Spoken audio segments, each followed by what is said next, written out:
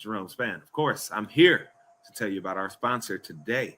And our sponsor is, of course, and will forever be long-standing. Hey, mind you, he don't give me no money, but this is my man's. I got to hold him down. It is Swope's Athletic.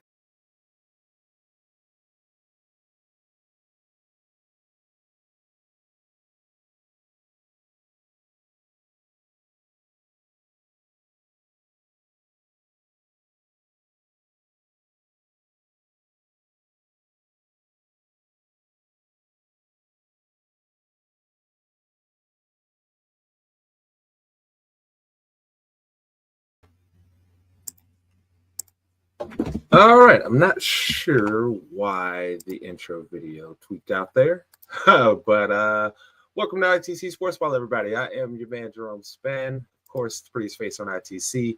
Don't you forget it, baby. And of course, we've got the ITC Sportsball crew in the building today, so we might as well get the intros rolling. And of course, we've got the originator of this whole ITC thing. He is the ace. Some of y'all know him as Pop Pop. If you get into his face, he will put you in your place. Ladies and gentlemen, he is that man, Terrell Campbell. Yo, once again, we're here on a Sunday, and it's time for Pop Pop to pop off. Let's do it. That sounds dangerous to me. And, of course, we've got ITC's resident hot take spitter, the man who rips like die-line spits. He is the modern-day Ali on the microphone. When he steps into your home, all your ladies is gone. Ladies and gentlemen, he is that man. Uh-oh. Wait, we don't hear you. We don't hear you. What happened? What happened? Make's having a mic issue, so we'll keep the ball rolling. Once he gets himself right, we will keep everything rolling here. But yes, as Damian so aptly put, the Dodgers did win last night. Congratulations to all them Dodger fans and the Dodgers out there. That is an amazing feat to be able to get back-to-back championships there in baseball. They'll be the first team going for a three-peat since. Do you guys know what team? Do either of you guys know? I'll give you a guess. Before I say it, I know what team.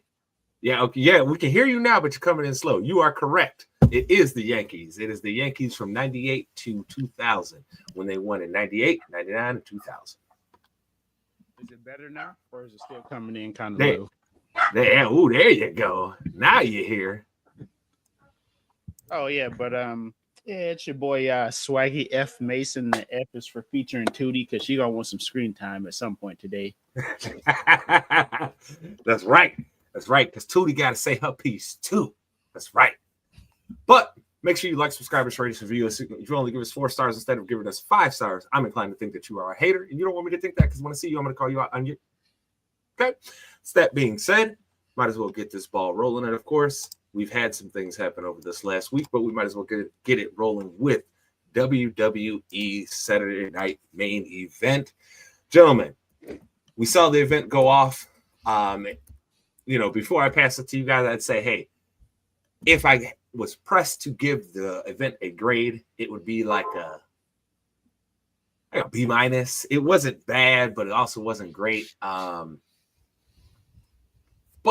overall, it was still enjoyable. It wasn't terrible, right? So that being said, I have to ask, who are the biggest winners and losers from last night, T? I mean, we saw obviously 2 title change. We saw a title change happen last night. One that we kind of expected to happen, but maybe not at Saturday Night Main Event with Jade Cargill beating Tiffany Stratton, right? All that being said, we also saw the crowning of CM Punk as the World Heavyweight Champion over Jey Uso. So who were the biggest winners and losers on the night for you? All right, so like I say, I didn't get to watch the event live because I was out with doing something, but I got up early this morning. I rewatched. He was in the streets. That's right, just walking. But I watched it again this morning, and you know what? Like I say, if I had to say who the biggest winners were, number one, it's definitely going to be Jade Cargill, because since about SummerSlam, like everybody was just like, when are they going to put the belt on her? When are they going to put the belt on her? And then with her recent heel turn, it was just like, yes, this is the time where they're about to really go off with Jade. Because you could see that, like, because the one thing that I said, and I even said it to our good friend Debo last night, was the WWE gave Tiffany an out to lose that match. Like, let's say with the knee injury and everything like that, they gave her an out. So it would have been one of those things that if Jade would have lost that match, I don't know what you do at that point. You know, like say, and they've had a recent history of making nonsensical things happen because, like I say, there was other things that happened. I'm not going to go into that, but it was just like, okay, now you just kind of, you know, hampered this person who you were trying to build up. They let Jade get the belt, so she's a big winner. But the other big winner, and we don't even know who it is yet, is with the announcement of the Last Time Is Now tournament, is the individuals that are going to be in that tournament. And it could potentially be a really great thing for, you know, like say, for WWE as a whole, because that's going to put some intrigue as to who's going to be that final match. Granted, yes, there are rumors who it's going to be, but we're going to see, like say, how this tournament actually goes. Mace, you saw that Queen Snoo finally got the title last night. You also saw that CM Punk won. How do you feel? Who were the biggest winners and losers on the night for you? You heard me, T. I said Queen Snoo. You heard me. The biggest loser is easily Jey Uso. Like I said in the beginning, bro, like I don't understand why they're pitting two crowd favorites against each other for a world title. So that didn't make sense to me anyways. Mm-hmm. But I feel like this heel turn for Jey Uso seems way too forced and not natural. You know what I'm saying? Like he didn't have there was no maybe this is the start of the villain arc that makes it seem natural, but it seems like this is very forced. Like it's a forced effort by everybody but Jey Uso. You know what I'm saying? Like whoever's writing his checks is saying, "Hey, bro, you're gonna be a heel, and you have to like it." Call me crazy, but that's what it feels like. I can understand that. The biggest winner, again, call me crazy, I would probably say would be Tiffany Stratton, because now she gets. I think this gives her an opportunity to like actually be a heel now. Like she can be grimy and get her title back, like because obviously she got smashed in this match, so she's not gonna beat Jade Cargill straight up, right? So she's gonna have to do something backhanded. Mm-hmm. Bam! Here we go. Heel turn, easy peasy. Okay, I can see that. So for me, if I, just answering the question there as far as like biggest winners and losers go, for me, I think the biggest winner of the event has to be Jade Cargill without a shadow of a doubt. I think we've been waiting for her to have this moment, and now she has finally gotten the belt, and we can actually see what her run's going to be as a champion. I did appreciate one thing for sure, the way they presented that match, which was in a very dominant Jade Cargill win. So now when we come and revisit this and they have a classic match, right? When they have a 20, 30-minute match where we're like, oh my God, that was one of the best matches of the year. This is the perfect setup for that. So gotta say they did a good job with that. Biggest loser on the night to me, I am 100% on board with you here, Mace. The Jey Uso thing. Look, man, you guys know I am a massive CM Punk fan. I have been a massive CM Punk fan for years. That's right, too. Probably see she feeling us too, man. She understands. But I'm a massive CM Punk fan. I don't feel like he actually needed the title here. I feel like the title, unless you're going to use this relationship that him and Jay have and make Jay start doing more and more heel actions to Punk to where he eventually gets the belt, unless you're doing that, this doesn't make any sense to me. Because what is one more championship reign for CM Punk going to do? Is that going to make him more of a Hall of Famer? No, he's already going to the Hall of Fame when all this is said and done, right? So this was a moment that I felt they had to build up Jey Uso as a real singles contender, right? Because over the past year, since he lost the belt to Gunther, it's been in a lot of his singles matches, it's been Jay's coming out on the short end of the stick. So I thought they needed to start giving him some momentum again, but they didn't do that. So I think Jay has got to be the biggest loser on the night for me, because there's not a natural story. As May said, there's not a natural story now that you can present, because now you are going to be forcing the him and CM Punk thing really, really hard, and it's not going to feel as good as it should when we watch the moment where Jay eventually turns heel. That should be an awesome moment where the fans get to pop real big, right? And everybody's like, oh my God, Jay, oh. But now they kind of diluted that, because now you're making Jay, instead of saying he can stand on his own 2 feet, and now he's going like full heel, now it's, oh, he has to cheat to win. You know what I mean? I don't like that personally. So I think that came across very, very bad to me. Thought they needed to do a better job there. It's unfortunate, right? It's unfortunate. That's what I would say. But I got to ask you this, though. You saw Cody Rhodes use the belt last night, T. On Drew to get that dub. Is this just more of Cody's got an edge, or are we seeing the first signs of something else? I got to ask you. You know I had to. Hey, you know, you like I say, you know, I've always been a Cody guy, you know. The thing is and folks, he's not lying. He liked dashing Cody Rhodes. Don't ever question his bona fides. Oh, trust me. Jerome has seen me support guys. He's just like, why? I'm just like, because, and then we see where they go. But look up, Mace. Look up, Mace. Hey. Say cheese. Nah, but when it comes down to it, I think that we're actually seeing. I think we're getting a real gradual heel turn. Like, I think in this case, it's the best analogy I can use for Cody right now in the situation is this is the WWE Championship is the one ring. Okay, now if y'all don't understand that, let's go ahead and the one ring. People get it. There's like, oh my God, I got this ring, blah, blah. But it slowly starts to corrupt you, and keeping possession of it slowly starts to corrupt you. Like I say, we saw during Cody's first run, hey, he was the guy, like, yo, he you know, unless he was in a certain type of match, he didn't do certain things. But then go back to his match at Saturday Night's Main Event last year when they brought back the Wing Eagle belt, and he hit KO on the chair. I want to say it was a chair, and it's just like, okay, well, we saw that, but then he lost the belt, and then we started seeing a little bit more as he was going back to try and get that belt. Like, he's taking advantage of certain things, blah blah.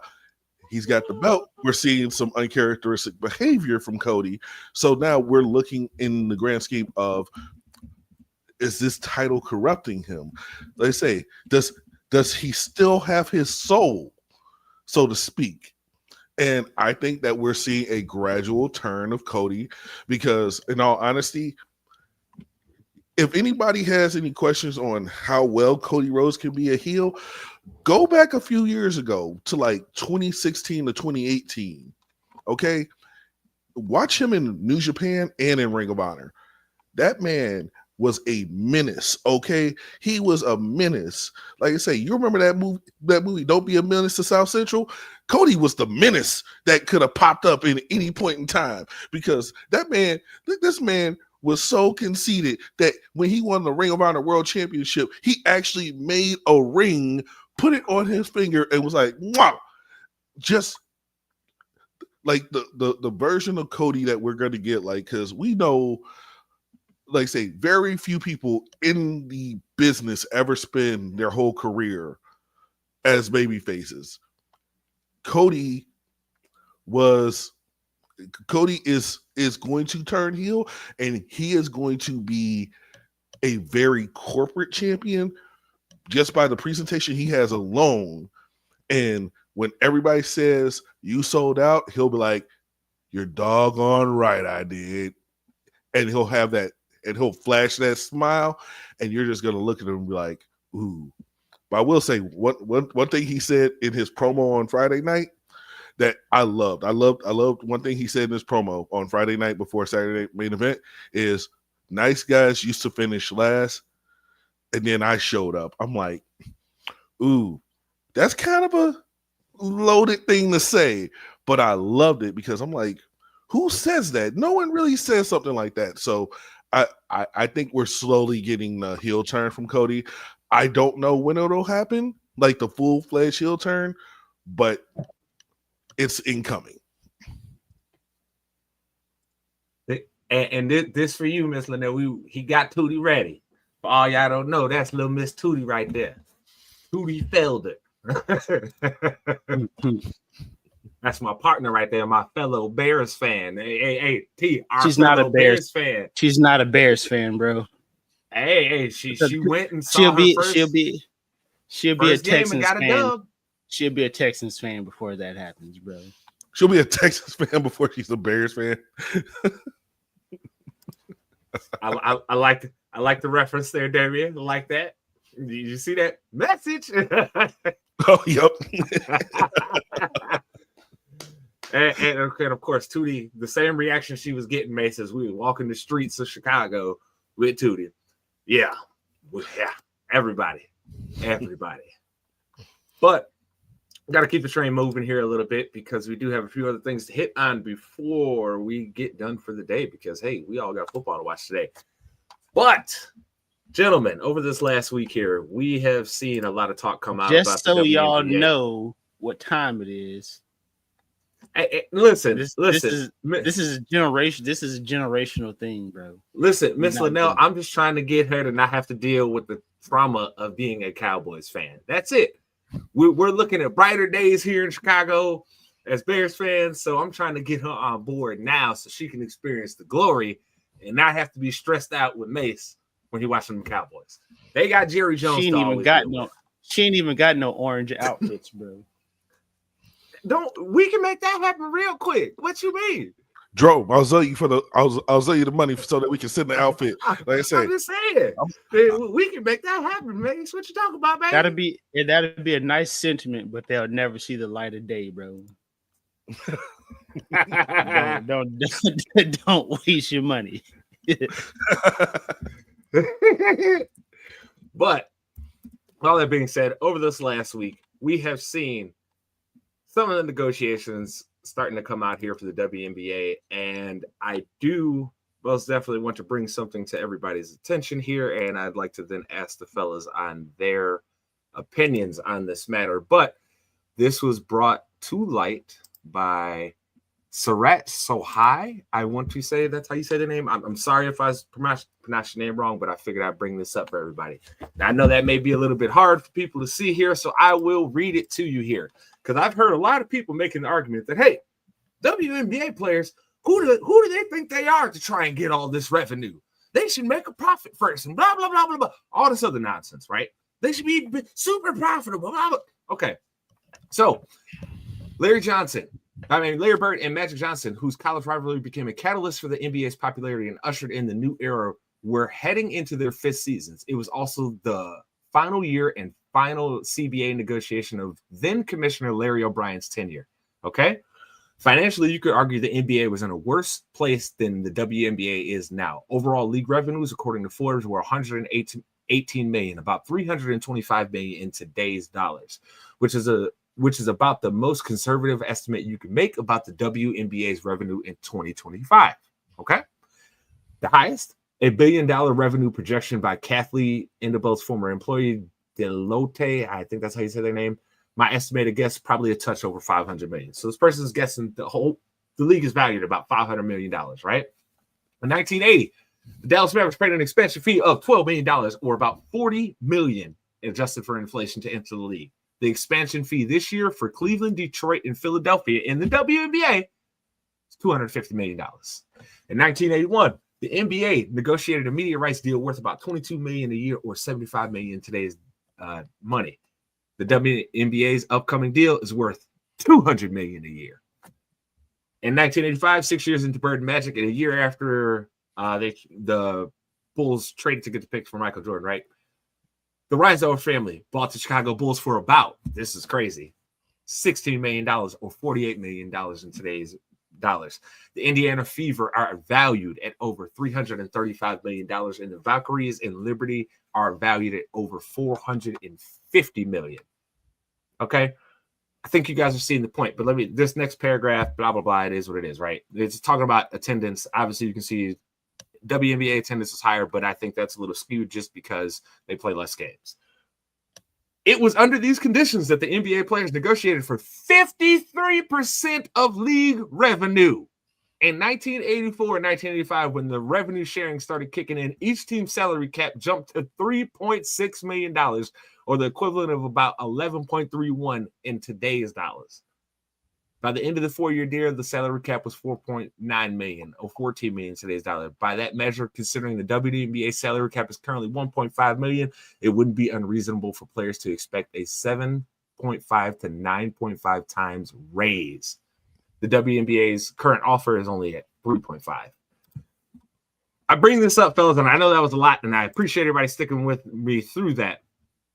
All that being said is, does this not show that the ladies have an argument here, fella, and that some of them guys that was talking crazy might want to go sit down somewhere? You want me to start first, or go ahead, because you got too quiet right now. You might as well. Listen, bro.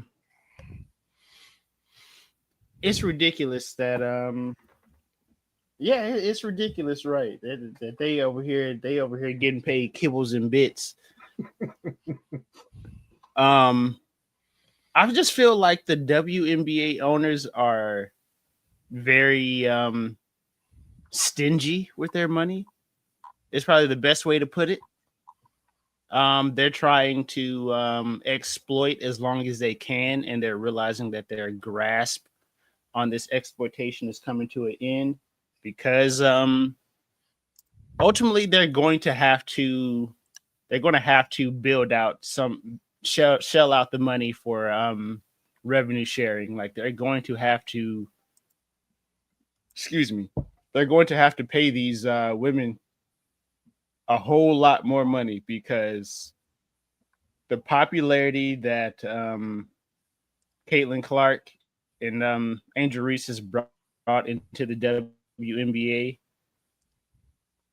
has skyrocketed their revenue. I mean,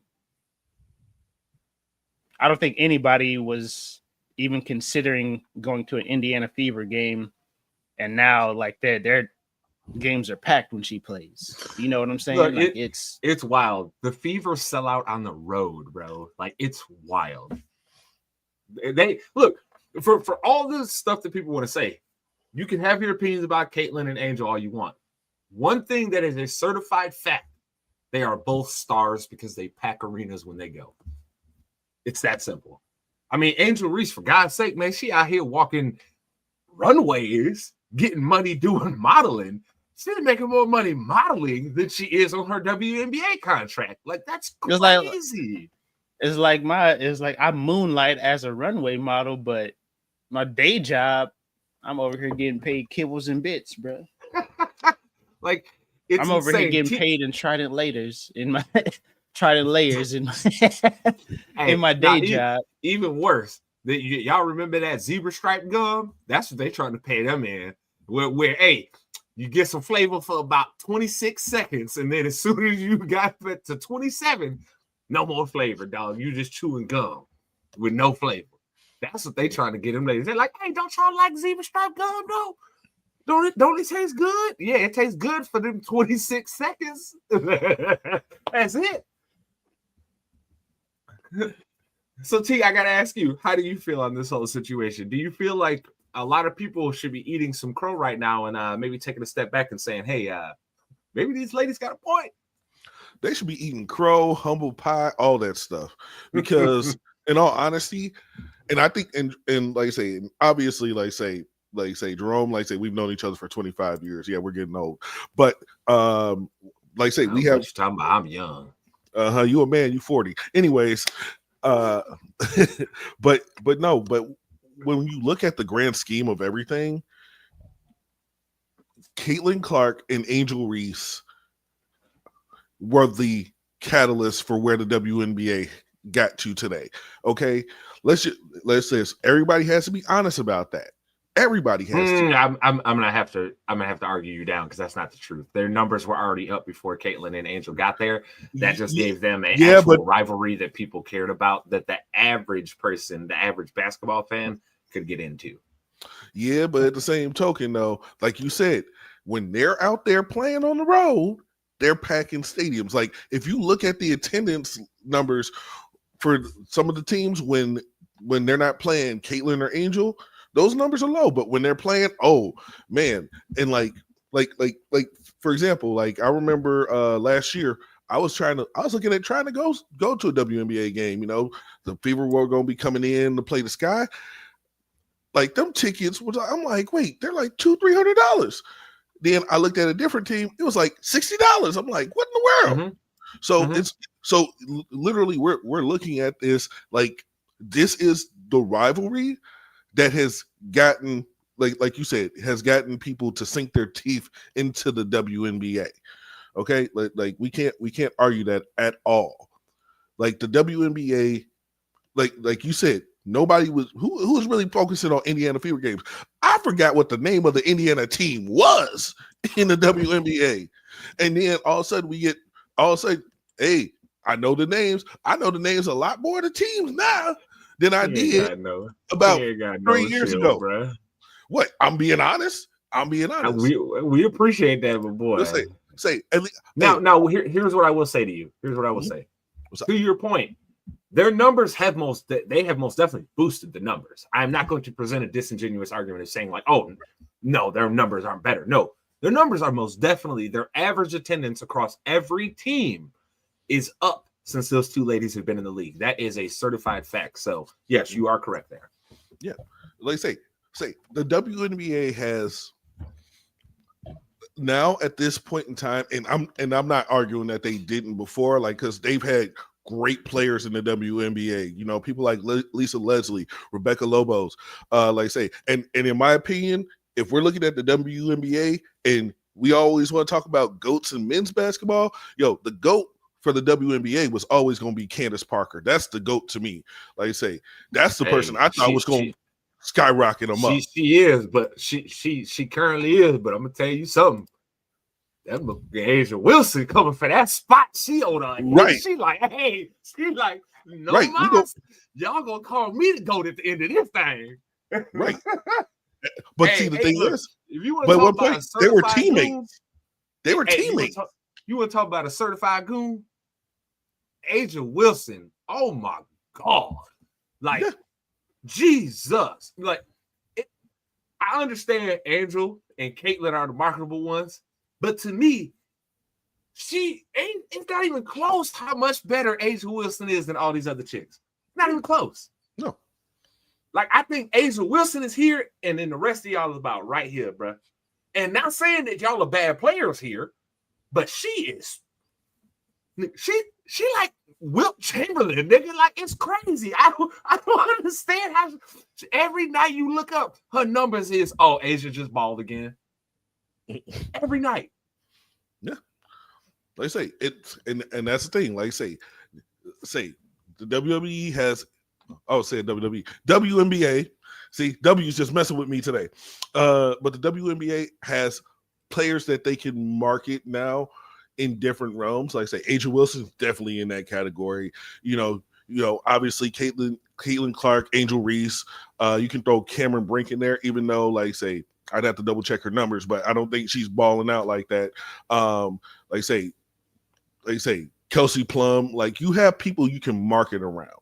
Mm-hmm. And let me not forget about Paige Buchers, the Rookie of the Year. I was waiting on you to get there, dog. That's a walking bucket right there.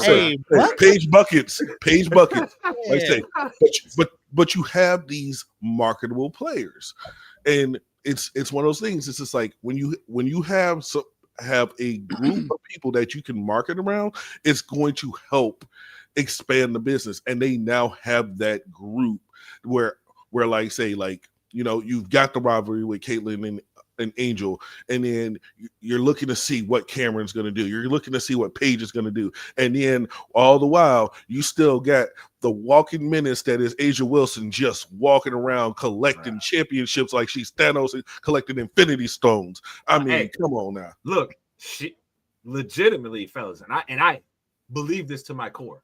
They're about to do something that we've in our lifetime have never seen. They're about to win 4 championships in a row. It's about to happen. Mm-hmm. Like we've never seen this in our lifetime. It's usually a team is capped at 3. Because that's super hard to do. They about to win title number 4 next year. And it's going to be a very big moment for Asia Wilson as a overall basketball player, because she's going to have something over a lot of people that are going to be in those GOAT arguments. And she's going to always be able to say, I got 4 in a row. How about you? Mm-hmm. Yep. 100%. I mean, look at how crazy it was that we thought it was that LeBron kept getting to NBA Finals over and over. She didn't got to the damn WNBA Finals 3 years running and beat these teams down. Went out there and balled out. Mm-hmm. Man. And it's not like she was playing some scrub teams, no, in the finals. Like say, I think they played the Liberty twice, and Liberty got like say 2 killers on their team. One of them was Breonna Stewart, and I'm the other one's escaping me right now. But you have people on those teams that are good basketball players, but Asia Wilson just like you not today. No, Asia legit has like bro, that. It's Stewie and Sabrina. There we go. Yeah, there you go. All right, Yeah, and that's, like, dog, and that's cool. Dog, legitimately, Asia Wilson is out here doing the Michael Jordan thing where it's like, hey, all of you guys are really great, but I'm just better. Yeah, exactly. I'm just better than you all. Mm-hmm. And all of that being said, talking about just being better, I got to ask you guys, right? Because I thought about this question this week. If you had only one ticket, fellas, one ticket, right? You had to choose. Are you going to see Wemby, Ohtani, or Mahomes? Victor, without question. That's not even a debate, in my opinion. I think on the game, I think Wemby can affect the game by himself more than the other two on a night-to-night basis. Like his I think you can be wowed by Wemby more than you can Ohtani and Mahomes. Because I mean, Ohtani's out here doing stuff we haven't seen since the early 1900s, Mace. I understand that, but he's gonna get 4 opportunities to bat, and he may pitch for 5 innings. If you get lucky enough to go to a game that he's pitching and hitting, right? Like if you time it right, no injuries, blah blah blah, whatever the case may be. If you kind of just follow the team and see when he's pitching down the line and go to that specific game, then sure. But on a night in, night out basis, when Wemby touches the floor, something's crazy is going to happen, bro. He going to sham God another dude that's 7 foot tall and make him look like he's standing in mud. I'm sorry, bro. It's Wemby, and it's not close. T, who you got here then? I'm gonna disagree with Mace, and I'm gonna go with Patty Mac. I'm going with Pat Mahomes because, like I say, there's just something about watching that man play, and if I could go see him play live, great. They say Wembanyama. I mean, we gotta see, man. But like, I want to see Patty. I want to see Patty Mahomes. You know, that's who I'm going with. That's all I'm gonna say. I'm not gonna go elaborate no more. I'm just gonna say Patty Mahomes. Okay, I mean, I can understand that for sure. So I gotta say here before I move on and actually give you my pick, I gotta say I think we're kind of doing Ohtani a disservice here because, dog, what he is doing is absolutely outrageous. Listen, bro, when his career is over with, he's going to be the greatest baseball player ever. Dude, he is legitimately doing Babe Ruth stuff, and we didn't think we would ever see someone do this again. He's a top 20 pitcher, and he's a top 20 batter. That's insane. That's insane, bro. But Babe Ruth didn't even do it at the same time. So he is legitimately an ace on his staff and their best bat. Like it sounds like video game shit, if we're being honest. It sounds like pure video game madness, right? But it's the real world. I think Ohtani, look, man, I am utterly impressed by his performances since he's came to the Major League Baseball. Like, especially since he's been on the Dodgers, because he's under the lights, right? They're constantly in big games, big moments, and this guy is still out here balling. I mean, for God's sake, his first 9 appearances in this World Series that they just won last night, this man was on base for. 9 straight appearances at the plate, he was on base. That's insane. But I gotta say, Mason, if I had to pick one ticket, nigga, I'm taking Wemby too, baby. I ain't even gonna lie. Look, this nigga, he is 7 Mace, legitimately. Think about this. I heard this, so I don't want to take credit for this. Shout out to Charlie Kravitz on the Dominique Foxworth show. I gotta say this. He had the best comparison I've heard. That nigga is 7'5" Jamal Crawford, bro. He's 7'5" Jamal Crawford. Like, what do you do with him? How do you guard this? I don't. Mace, when I seen this nigga do the crossover, go forward, behind the back, step back 3, I was like, oh God. All I could think of was when I said to you last year, Mace, that Wemby was about to win MVP, and I shortchanged my man. This nigga about to win MVP and Defensive Player of the Year. Okay? I shortchanged him. Maybe you was right, Mace. Maybe it wasn't spicy enough. Because guess what? This nigga said, hey, I'm even better than what you thought. A third-year player is about to win the MVP and Defensive Player of the Year. That is insane. Insane.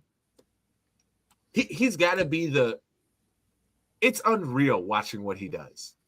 Because somebody that size, you normally expect him to be kind of goofy with it, right?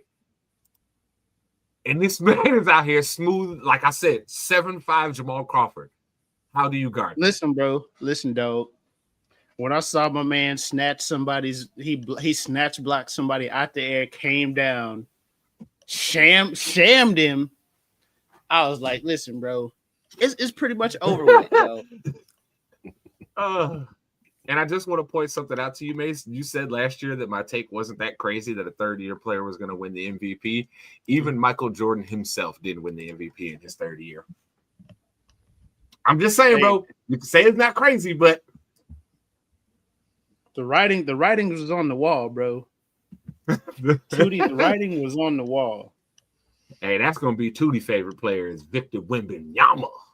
I ain't even mad at it. We going. We going. Anytime they come to Houston, we in there. Ain't that right? Hey, I'm for sure gonna have to hook Tootie up with a Wembanyama jersey. That man is a goon. But like, seriously, guys, I think we are very.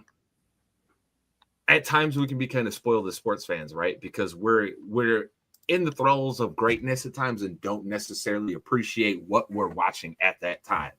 But good God Almighty, man, all 3 of these guys are going to go down as one of the greatest all-time players in their sport. Like, we legitimately, with Pat, are probably watching the greatest quarterback ever. Ohtani has an argument, even, like, I mean, dog, I haven't seen a player that makes you gasp like this in baseball since Barry Bonds. Facts. I was just about to say that. I was like, there hasn't been, because even before his head grew 3 sizes too large, bro, he was still stealing bases at an alarming clip and the best hitter on the team, like, without a doubt. The best hitter in baseball, without a doubt. I mean, know how you know Barry Bonds is the best? He had a whole Hall of Fame career before he ever did steroids. Facts. like he had a whole Hall of Fame career before he ever touched the juice. And then he got the juice, and boy, did he make it count. Good God. I wonder how many baseballs are still at the bottom of the bay right now. Oh no, they got all those. Those was worth money. You had people diving into the water, going down. They was already in their scuba gear, ready for those, brother. You thought they was gonna let a Barry Bonds home run hit the bottom? Nah. Hey, you might find some other random dudes home run out there, but a Barry Bonds. Don't you remember when he used to hit him in the Covey Cove and you used to see the dude jumping off their boat?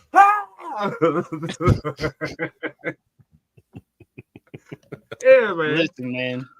Like I said, bro, Ohtani, like, I think for most sports fans now, baseball is kind of like down for most people for whatever reason. So people are, like I said, a lot of people downplay Ohtani's greatness. But I mean,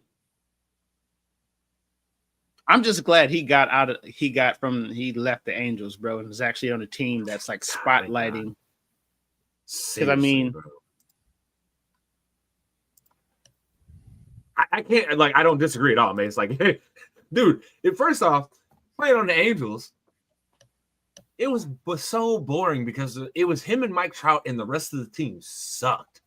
Trash. Like, with the Dodgers, it's like, yeah, okay, you don't want to pitch to him. Oh well, hey, you know who's behind him? Mookie. And you know who behind Mookie? Freddie. Good luck to you. You got to make a choice who you want to pitch to, player.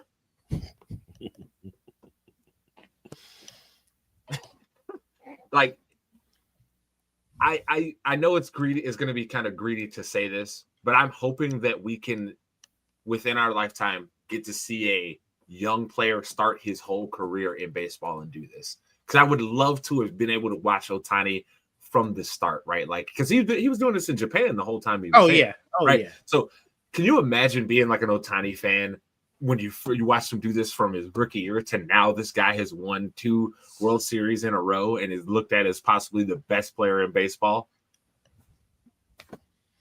Hey man, it's a lot of people didn't think he could do it, and I mean, even coming off the shoulder injury that he had, I mean, he still didn't miss a step on the mound.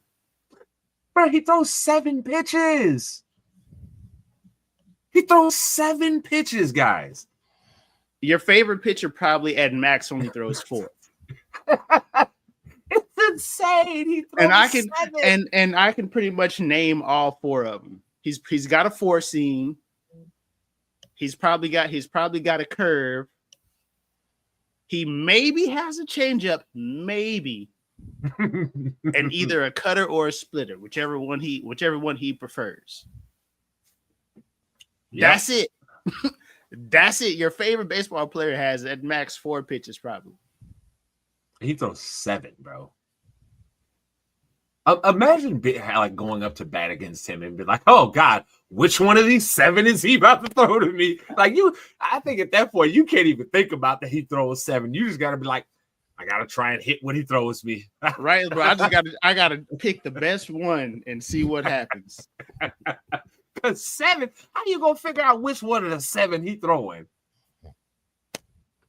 He don't tip pitches, so yeah, you never gonna know. You're gonna be screwed. Listen, I you know what? And I saw something that maybe this is kind of left field going, but just Ohtani being Japanese, bro, like the fundamentals that they're instilling in baseball players and pitchers in particular in Japan got me to thinking that we'll probably see Japan win a World Cup within the next 20 years. I mean, maybe. I think they'll be the first like non like CONMEBOL like UEFA team to win a World Cup. Like outside of that, I don't know, because I I don't know who's going to end up being a great athlete for them at some point. You know what I mean? Like you still need that dude at the end of the day. And I don't, because thinking to weigh the comment, right? Their teams have historically been very fundamentally sound, hardworking. But their talent, right, has usually been, they may have one guy who's playing in a high European league, and then the rest of them are playing in either the Asian leagues or at a lower European league, like a Division II. You know what I'm saying? So maybe, but I'd be hard pressed to say that they would be more apt to win one before the United States would to win one, because the United States is finally like actually getting some real athletes. Like this is if we're being real, this is like the second generation of real athletes that this U.S. team has ever had. Before that, it was a bunch of, they were solid soccer players, but nobody really stood out. Now we're slowly seeing, especially coming up through the youth systems now, we're slowly starting to see some development of some real athletes. I'm hoping it can result in something good, but that's years down the road from now, if anything. Some of y'all boys that ain't gonna make it to the league, bro, just go ahead and play soccer, dog. Hey, look, man, I've said this for a long time.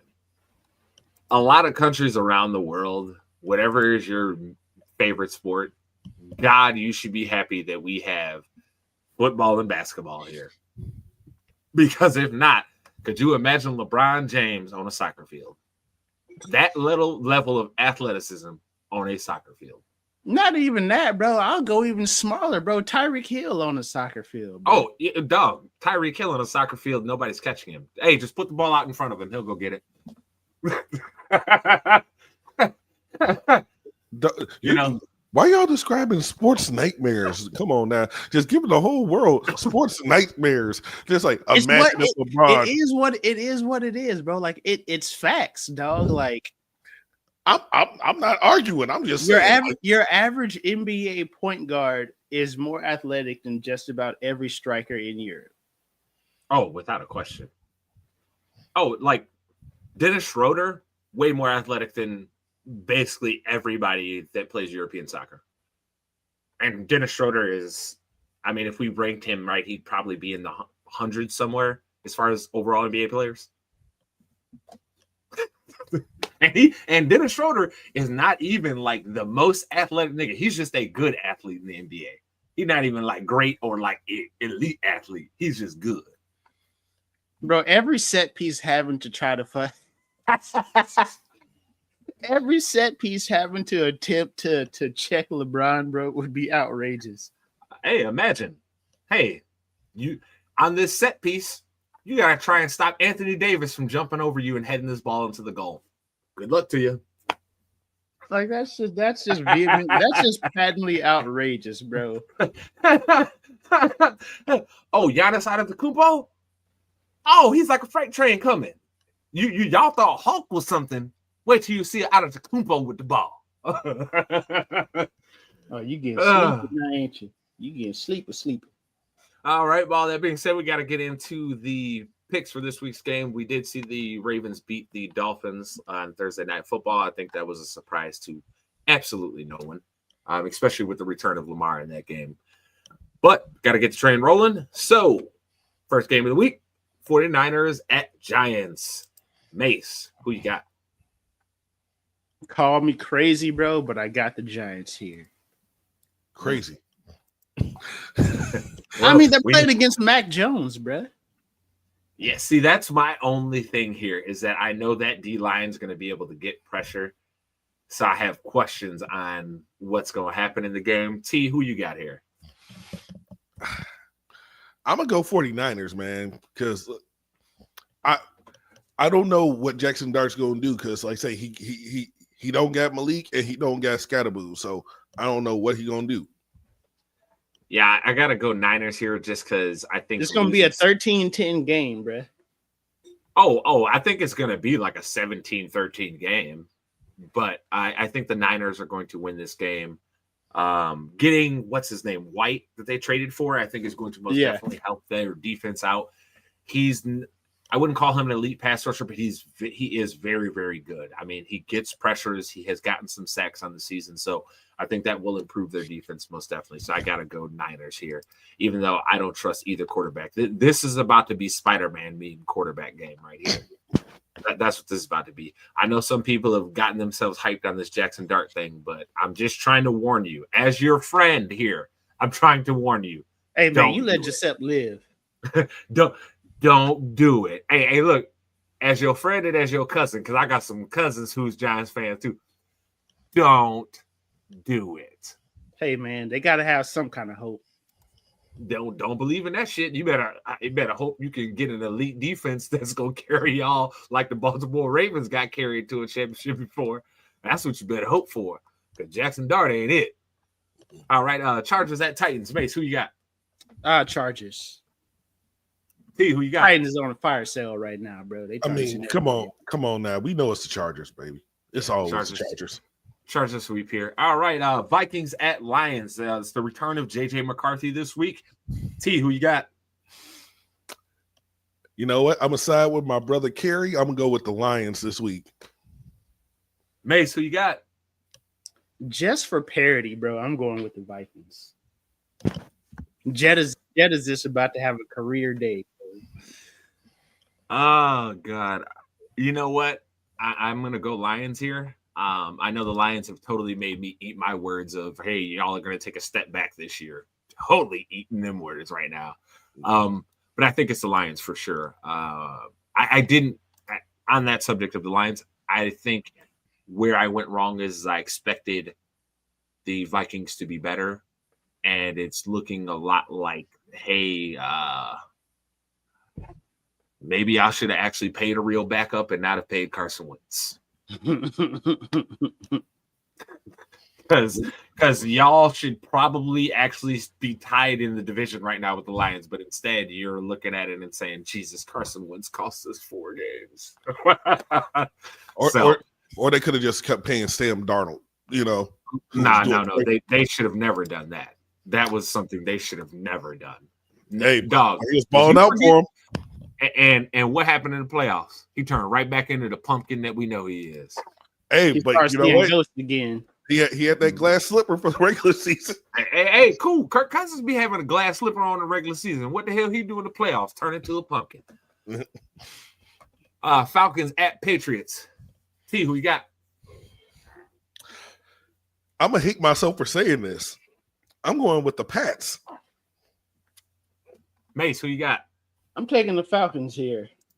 I'm taking the Pats. I don't trust the Falcons at all. And I think Penix is out this game. I don't trust them niggas at all. And they still are the Falcons. Hey, bro, this is Kirk Cousins' chance to apply for a job. Oh, that was last week. This is Kirk Cousins' chance to apply for other jobs in the league, bro. That was last week. He blew that interview. Colts at Steelers. Mace, who you got? I got the Colts, man. I was wrong. I had to eat my words about the Colts, bro. Daniel Jones came in and balled. Hey, look, I'm picking the Colts here too. I'm gonna tell you this. I am not wrong about Daniel Jones, nigga. Okay, because the same thing that happened with Sam Darnold last year about to happen to his ass. Okay, just wait. Listen to me now. Believe me later. See who you got here. I think it's a sweep. It's the Colts all day. Because hey, I don't have faith in Daniel Jones, but I have faith in Jonathan Taylor. Mm-hmm. Hey, that offense and that defense are balling.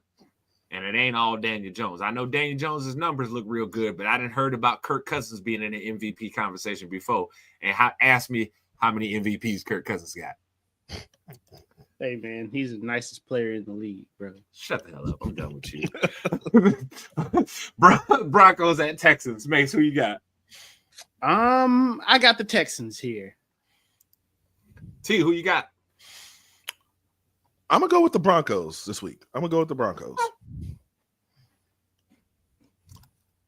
I hate to do this, but I'm going Broncos.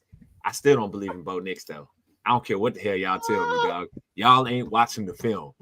Bo Nix be throwing to open dudes. When they ask him to throw to dudes that's covered, he is a different quarterback. But I think the Texans are a shit show right now. So that's an easy pick for me to pick the Broncos. I think that defense is really good, even with Surtain being out this game. Bengals at Bears. Mace, who you got? I got the Bears. T, who you got? I hope for the love of goodness that they can get pressure on the quarterback because the Bears, I want to pick the Bears, but they got to get pressure on Flacco because you still got Chase and Higgins out there. Let me be as clear on this as possible. If we lose to Joe Flacco in back-to-back seasons, nigga, I'm losing my mind. I'm losing my mind entirely. Y'all will see me. If we lose the game, I will go live after this game so y'all can see me lose my mind. I will be crashing out on the Bears because, dog, Joe Flacco better not beat us. You know who else Not about again. to crash out right now? And yeah, that's because she hear what I'm saying. She agree with me. She like, my Bears better get the job done today. Mm-hmm. She got That's about right. 10. She got about 10 minutes before she hit the panic. Before she hit the all hell breaks loose button. All right. We got to be a little bit quick here. Rapid fire here, boys. Panthers at Packers. Mace, who you got? Packers. Packers, unfortunately. Yep, I've got Packers here too. I think the Panthers are just are awful. Saints at Rams. This is going to be Show's first start here for the Saints. Who you Give me got? the Rams, bro. Rams. Rams sweep here, most definitely. I think Show is bad. They took out their 25-year-old quarterback, Mace, to then put in their young 26-year-old quarterback. Jaguars at Raiders. Mace, who you got? Jags. See who you got. Yeah, I think it's a Jags sweep. I think the Raiders offense will look a little bit better today because Brock Bowers is supposed to be back this game. Chiefs at Bills. Mace, who you got? Mind you, this Chiefs at Bills 10. I've got the Chiefs, man. The Bills defense is atrocious. T, who you got? I think this is going to be a shootout game, so I'm going to go with the Bills. I'm going Chiefs here. I think the Bills defense is going to be irreparably damaged from losing Ed Oliver over this last week. He is one of their very few high quality players that they had on that side of the ball that was also playing good. They are in trouble. Chiefs easy here. Seahawks at Commanders on Sunday Night Football. Mace, who you got? Seahawks. T, who you got? Yeah, I think it's a Seahawks sweep. I don't believe in the Commanders. They have most definitely regressed now that they are playing against better teams. And then for Monday Night Football, we have got Cardinals at Cowboys. T, who you got? I'm going to Cowboys. Yeah, I'm going Cowboys. Call of Duty is going to be coming out here soon, and Battlefield's Colin out. Murray It is looks Colin Murray. and it looks like anyways. So. Yeah, and even if he was healthy, it seems like from his play that Battlefield got a hold of Kyler Murray. So it is what it is. Kyler is in full flow right now. Yeah, I got Dallas here, man. But I wouldn't be surprised if Jacoby Brissett has a career outing. No, that ain't happening. Stop that. I've seen my team be terrible, so I ain't. Shut up! I don't want to hear your place. We talked about this already. T, tell the people where to find you. You find me at @TCampbell_ITC on Instagram and the Real Trey Camp on X/Twitter. All right, you can holler at your boy. Mace, tell the people where to find you. Twitter at funky_Steph09, twitch.tv/swaggymace. Hit your boy up. And of course, you can find me at JSpanTheMan everywhere. You either see my pretty face or the ITC logo. Make sure you like, subscribe, rate us, review us, and give us 4 stars instead of giving us 5 stars. I'm inclined to think that you are haters. Make sure you give us 5 stars. Otherwise, I'm going to call you out when I see you. All that being said, we appreciate you coming in and spending your Sunday before the football games with us. This was another resounding episode of your favorite weekly sports show, and that is ITC Sportsball. I like it. Plus